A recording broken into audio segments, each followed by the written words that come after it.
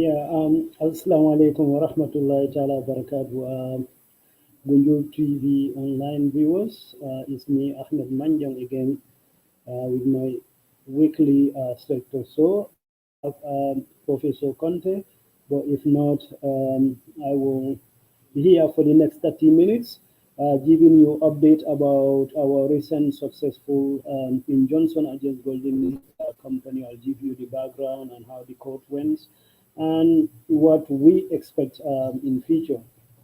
But today also, if you are following me of extremists, UDP extremists, um, has been, I think I need to repeat, it was muted. It's me, Ahmed Manjang, from Gunju on Gunju Online TV. I will be giving my weekly straight talk with Professor Conte if possible. If not, I'll be here for the next 30 minutes. I will give you update about recently successful in Johnson against Golden Deed Fish Mill Factory in Gunju. And also, I will give you update about the vile death threats I've been receiving from one UDP extremist who is based in the US. First, I will want to be grateful to everybody who helped me to identify this guy. I managed to establish communication with him, and he's panicking like mad, like all bullies. They are all cowards. Once you uncover them, they start running scared and start begging. Um, I already reported the matter to the police, but I'll give you details. But meanwhile, Nal Hakilo Bakang, Golden Lead Fish Mill Factory, ilafta expand lalenung, Mike Karokono. In fact, probably the construction would have been in high gear by now had it not been the gallant environmentalists in Gunju. You know, these kids, I have to give them credit for their steadfastness. Um, they are in this not for anything but just to protect the present and the future of this country. Um, in March, I think it was in March 10th or 11th, I had information that these Chinese people are trying to take over vegetable gardens, many along the Gunjur Bayato, Musol Kanako, Bonje. In fact, in total, 31 women have their plots there. So it's a big number. And some of them they have been there for over 20 years. That's where their livelihood is. And among the group, you have two ladies whose cases are just terribly sad. These two ladies, they share the same man, they are co-wives, and the husband unfortunately passed away. But each of them have 9 kids. So now they join together to go and work on at the beach. After that, they will go in this garden to water their gardens, and the proceeds they use to educate and also feed their families. And another lady also, whose case also is very, very interesting, is a young lady. She was working in government, but because of the family size, she also have 9 children, and two of them are going to the university, fortunately, and her government salary was not enough, so she decided to go physical. She again will go to the beach carrying fish for the fisher folks, where he gets some money. And also from there, when the boats go out to sea, he will come down to the garden, to our vegetable garden. This is what he's using to educate her kids. Some of them are in middle school, grade 12, 9, and all that. So these are just three examples which um, we highlight, but they have different backgrounds, you know. And even if later we don't even go into their backgrounds, but if you live in Combo, you know that is vegetable garden or beach. That's where women get their livelihood. And this not only women, this is where they feed family, this is where they pay schools, and this is where they get the money for their social responsibilities as well. So when we had that information, we activate ourselves at the beach and also in town. We have two very active and diligent cells, one at the beach. In fact, some of them right in the middle of our Golden Leaf Mill factory who are feeding us information. So we told them anytime They are going to there to do their measurement, let us know, and they inform us. But unfortunately, on that day, I was traveling with a brother who damaged his car to repair it in Serekunda. But at the same time, I, inform the town group that I will get an intelligence from the beach. Whenever it's activated, I will call you, go there to confront whoever want to take over these gardens. And as soon as I got that information from the beach, I alerted these kids. They went to the beach, and here was the late Alkali, may Allah have mercy on his gentle soul, Alaji Conde, and also the big committee, Yusa Sao and Ron Suleiman Keta, in those gardens. So before that, they went inside the factory and did their meeting, whatever, and the Chinese come out with their tape measures to measure their building. This is where our boys pounced on them. They chased them away and they took videos, they took pictures of these kids. And you know what?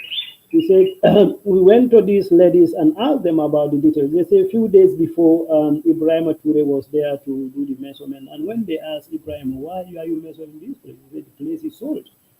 Sold, wow, okay. So what about our gardens? Ibrahim told them, well, I don't know. And rightly so, Ibrahim would not have known. But when these elders came there, one of the guys, Suleiman Keita, he was like trampling on their vegetables. And one woman confronted her and told her, look, the way you are working on our vegetable, we expend lot of energy growing these plants to this level, and now you are trampling on them.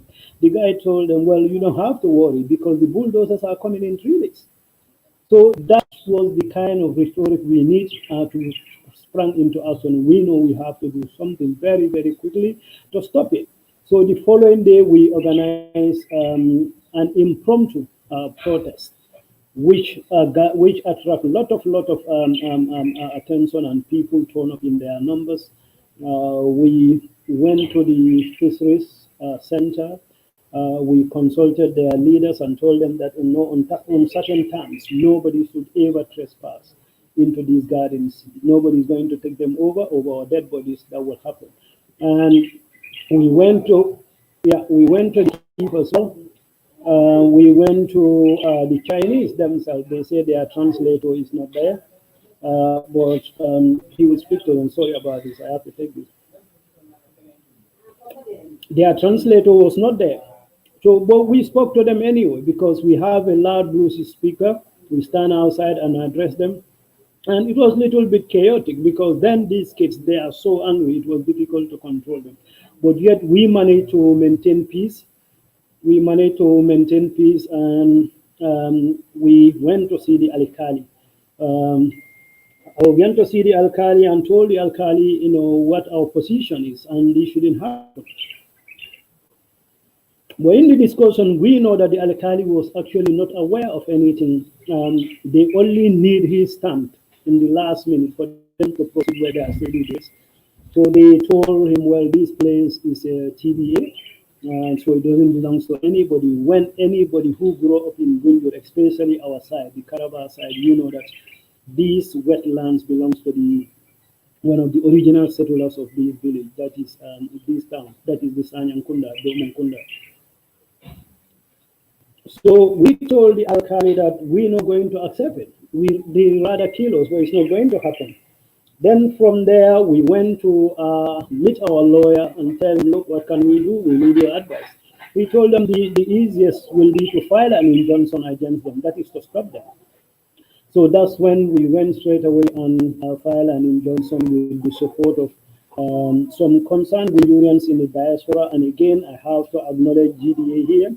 Gunjur Development Association is an association comprising of Gundurians in the diaspora and some on the ground.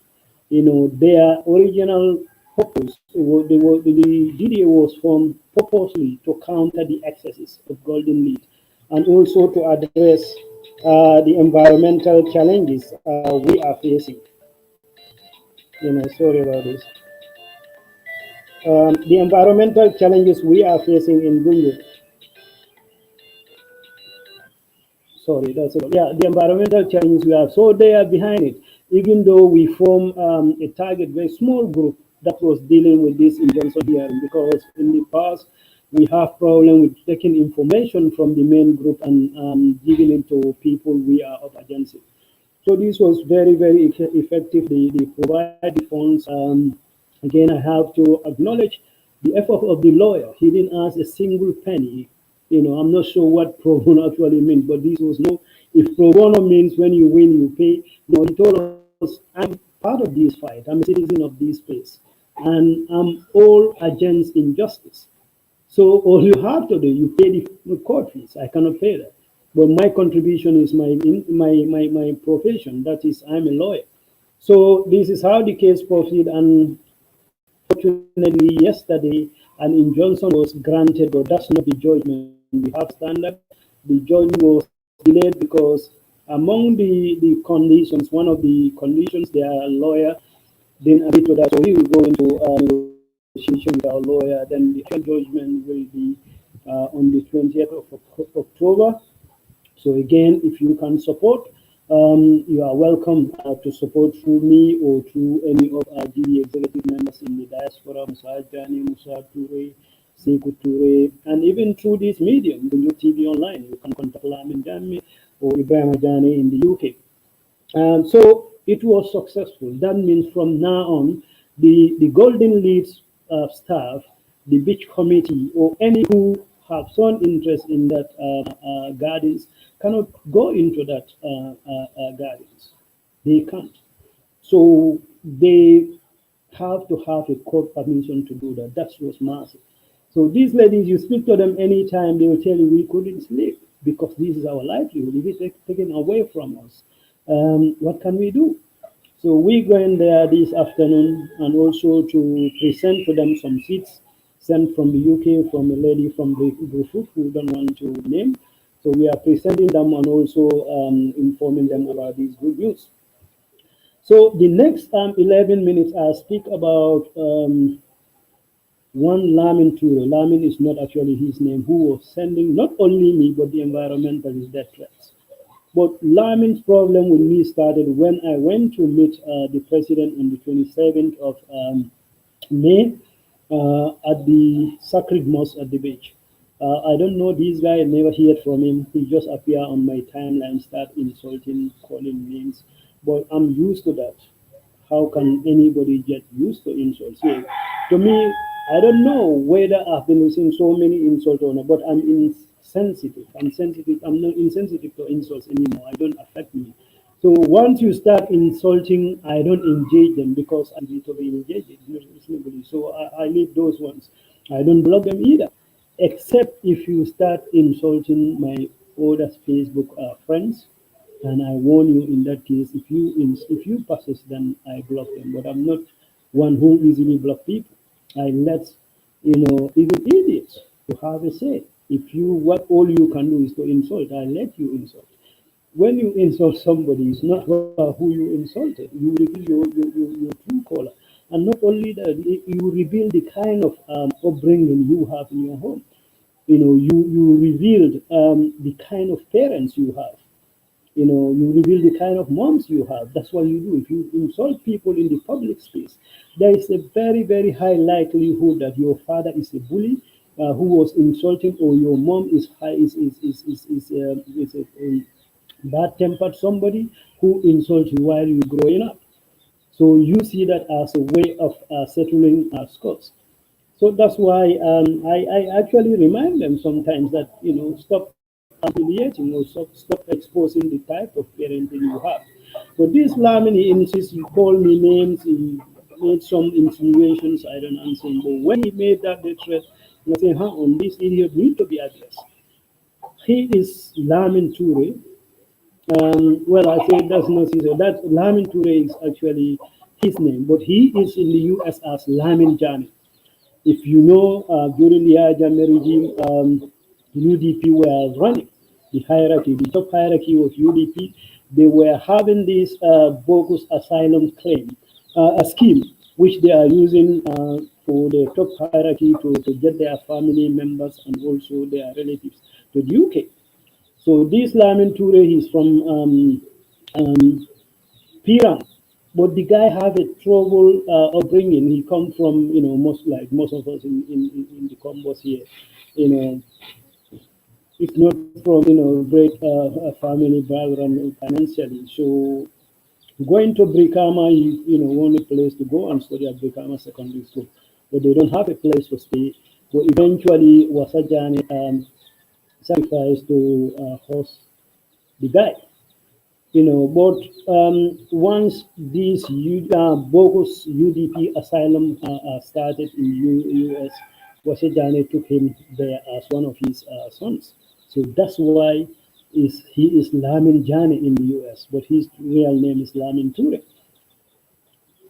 So this Ramin Ture, you can see, that's why I say those who insult, normally I don't engage them because these are mostly trouble kids. They come from trouble backgrounds. Blocking them might not help them, but you let them, interact with people with level-headed people and intelligent people can help them change. So that's why I leave them. And I'm not the least disappointed when it turned out that actually this guy came from a troubled background and he landed in the US unexpectedly as a bogus asylum seeker because his life was never threatened. We all know that. You know, we all know that his life was never threatened, but he ended up there because Sejani was a predominant UDP supporter, and that scheme being run by UDP, is a corrupt scheme. We all know it. They use it effectively during Yajame time. We know when it was busted, some people suffered a lot, which we all, you know, empathize with them at the time when Ahmad Sani was busted and the way he was tortured. It wasn't nice and it shouldn't ever happen. But it was something that was happening. So these people, of course, they owe UDP something because if you went to the US because of this unscrupulous scheme that UDP was running, you feel indebted to them. His trouble started when I went to meet the president. He called me names. He made some accusation that I'm destroying the future of this country. Maybe I don't have any case in the Gambia. That's why I want to destroy the future of this country. Well, I reminded these guys, I create opportunities. Even before I have my own house, the first thing I invested on was school. That is that is to give inner city or inner town, downtown Gunjur, whereby now there is no school in the middle of town because everywhere is congested and kids have to walk miles to get to school. So to provide nursery school, this is a plot. In fact, it was a land to the side, but it belongs to my grandfather. I proposed to build a school there. That is to give these kids, opportunities they might never have. That was before I built my own house. So, Lamin, you should know that. I care long before, when Lawyer Dabo was losing election upon election, I was creating opportunities in this country, just for you to know. And at some point, I don't even know the number of kids, people's kids I have in my house. Give them opportunities. Some were sleeping on the floor. If you can find a place to sleep, if it's okay with you, I'll give you food. And most of them are even paying their school fees. So whoever is your mole, they should at least, feed you with proper information. I'm not a politician. I'm very, very political, but I'm not interested in partisan politics because the ignorance that Gambian partisan politics is not what I want to get involved in. I don't have time. I'm an activist for the good cause. I want to see this country progress. I want to see my community progress, like other part of the world. That's my only interest, nothing else. So if people like you think it's okay to go and insult people for partisan politics because they use illegal and sinful scheme to get you to the US, we are not owed. We are not indebted to any of these political parties. So that's why we are free to say what we want to say what we think is good for this country. I don't just turn up at the King Jami or the Sacred Mosque to speak to the president. I was tasked by my community. We have challenges at that mosque. It's a massive, massive structure. It's a brilliant structure, but we have challenges there because it's at the beach. It's windy and the salt. So the building is decaying, but the Gunjur people don't have the means, to maintain it. That was the message I'm putting across to the president. For him to know at first hand that government have a responsibility to make sure these kind of structures are properly maintained. Kind of structures need proper security. That was the message I had for him. That's why I was there. I was not there for partisan politics. And even if I am there for my for partisan politics, that's my right. That's my civil right. Why would that warrant you to try to kill me or to try to kill other environmental activists? And for people like Bob Toure, Bob, let me make this clear to you. I respected you so much. In fact, that's why it takes all this while I never responded to you. But you continue to disrespect me. But I know why you hate President Barrow. You wanted to be the counselor at the Nordic region. You only have a primary school teaching certificate, and the guy who was selected was more qualified for you. That's not my problem. I'm not in this to look for a job. I'm not. The kind of job people do, I'm above that. I'm deep into medical research. That's where I made mine, and that's where I want to stay. And that's the kind of job I want to do. I don't want to come this 47, 48, change my career, go and, go after politician for politician. No, I don't even have to work now. I can go and do vegetable gardening and I'll be happy with it. That's the type of human being I am. I can go and do farming. I will be happy with it. I'm a content person. So just for you to know. So please leave me alone. Lamin Sar, I try to make you a better person for I don't know how many years. You can go and insult. Before you talk about it, before you expose yourself, I'm not going to go personal with you, but just to advise you, you should go and spend that energy trying to build your person because you are still relatively young. But time is not waiting for you. Time is not waiting for you. You need to do something for yourself right now. Time is running out for you. I will continue to say what I need to say. If UDP want to be the next government, or whether I want to be the next president, I'm within my right, in my civil right, to scrutinize them, to put them on the spot.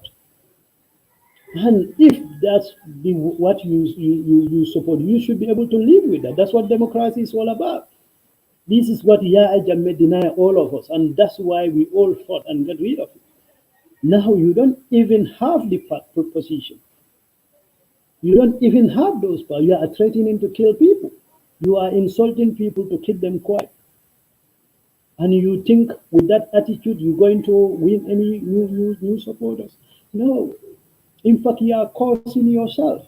You are causing yourself. Because anytime Gambians meet in a group, be it at the wedding ceremonies or in the mosque, what they preach, what they ask for to pray, what they pray for is peace. They pray for peace. So if your intention is to go and kill people or incarcerate people or deny people opportunities whenever you are in control, I can tell you they are causing yourself because this is not what the Gambian people are praying for, and this is not what the straight thinking people like myself. I think we're not going to sit. You have your it on your. We're going to challenge you anywhere, any platform. Any platform. You can go as low as you like. You cannot stop me. Inshallah, nobody. can stop me. I'll continue to speak my mind because that's what Allah give me. That's what Allah give me. The people you are worshiping, you are going there, you are insulting, I'm better than them. I do things at primary school they couldn't do at 17. So you have to accept that. You have to accept that. Anyway, I have 4 minutes to make this 30 minutes. Just to tell you, thank you very much for the support. This this is, I'm not going to call this because that would be unfair. This massive victory we have against Golden Leaf. Golden Leaf is oozing money. And we know the Gambian Alaji Kondi who brought them to Gumbi. He's very rich. And he have influence in this community. We went to them head to head twice and we come victorious. So what that should tell Gambians and other activists that our legal system is frustrating sometimes, but they are working. So we should test our legal system. We should use them to restrain the government and also these multinationals and also other environmental violators. We should use our court system as much as possible. In fact, injunction are very, very effective tools. You know, what injunction does, it can stop. Right now, what is happening in Salaji, the most effective and the quickest way to stop that carnage of that forest is by injunction. Because if they are working, they can say within a day, please stop until we settle this. That's what the injunctions are all about. We are yet to have our judgment. But now these people are stopped. They can do anything. And the judgment we are confident is going to go in our favor. So then they are permanently barred by a court, a competent court. The government can go and change their minds depending on circumstances. And I'm 100% sure if UDP should win, God forbid, the Chinese, Gambia will become a province of China. I have no doubt about it. Because I know one of their main sponsors who hired their PA system during their last meta rally at Buva Zone for 1.2 million. Is a close associate of these Chinese people. So I don't expect them, to go against the will of those people. That's why in serious countries, in progressive countries, you have to declare your party's source of funding because people want to know who are you linked to, so that when you go, you don't give them unfair advantage. But unfortunately, we live in a country where everybody for themselves. Nobody is even talking about that. The only thing we are talking about is replacing one person with another.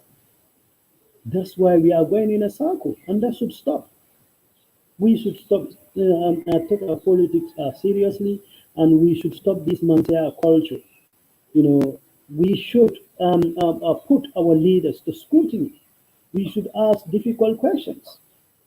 But you want to kill people because of somebody who is not yet even a president, who cannot even put his parliamentarians together. He cannot keep them together. He had the incumbency on a platter and he messed it up. You are insulting and want to kill people for that? Do you know that your own life is not safe under that kind of person? Thank you once again to Gambians for the support. And this is a small country with just over 2 million people. If we abandon our egos and selfish interests, we can progress this country very, very quickly. But the kind of divisions I've seen in the communities here at in social media forum, and between our political parties, it's not looking good. That's not going to take us anywhere. And this never-ending partisan politics is drawing us back. You go to Senegal, after the election, they all come together and work for the common good. But since that stupid tactical alliance, Gambians have been politicking. We don't have time to implement those coalition agreements. Tactical alliance, according to lawyer Dabo, was necessary because if not, his party will die. The guy cares less about the immediate future of this country. Even anybody with the mosquito size of brain should know that after 22 years of entrenched dictatorship, Gambia is going to struggle to hold things together. But no, the guy was only thinking about his party. He was not talking about the future of the country, which is very sad. Now look at the chaos we have in our hands. It was because of tactical alliance we cannot have the security service reforms. It was because of tactical alliance we have the chaos we have. It was because of the tactical alliance we have the study. It was because of the tactical alliance we cannot have the prison reforms. Anyway, thank you very much. I have to go and pray. Thank you for your time. Hope to see you again on Tuesday after the environmental show. Salah, you will be discussed inshallah.